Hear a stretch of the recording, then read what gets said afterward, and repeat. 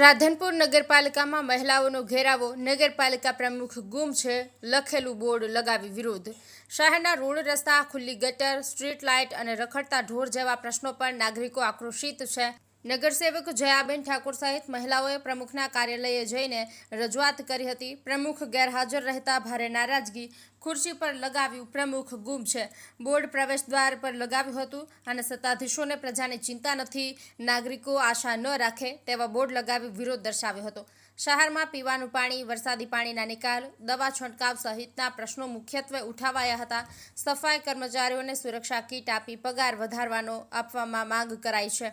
શહેરની વસ્તી સામે કર્મચારીઓની ઓછી સંખ્યા મુદ્દે ચીફ ઓફિસરને આવેદનપત્ર આપવામાં આવ્યું છે। પ્રમુખ સતત ગેરહાજર રહેતા નાગરિકોની સમસ્યાઓ અટકી નારાજગી વધી રહી હોવાના આક્ષેપો કરાયા। અનિલ રામાનુજ, રાધનપુર, પાટણ।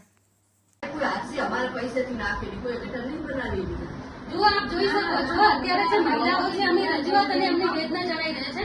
મેં પોતે પણ અનેકો વાર રજૂઆત આપી છે, તંત્રને જાણ કરી છે। અહીંયા જયારે આવીએ ત્યારે આ રાધનપુરના નગરપાલિકાની અંદર તંત્ર કે સત્તાધીશો અહીંયા જયારે જુઓ ત્યારે અહીંયા નગરપાલિકાના પ્રમુખ ક્યારે અમને જોવા મળેલા નથી। જયારે અહીંયા રજૂઆત કરવા ત્યારે ખુરશી ખાલી જ પડી હોય છે।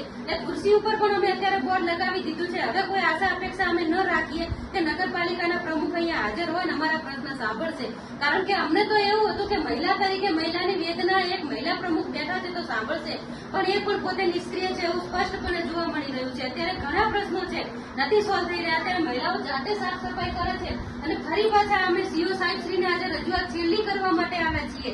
આ રજૂઆત અમારી ધ્યાને નહીં લેવામાં આવે તો આવનારા દિવસોમાં અમે અમારા જે તે ઉગ્ર આયોજનો પણ અમે કરીશું। નગરપાલિકાનો ઘેરાવો છે, પ્રાંત ઓફિસનો ઘેરાવો છે કે આના માટે ગાંધીનગર જવું પડશે તો પણ અમે જઈશું, પણ આજે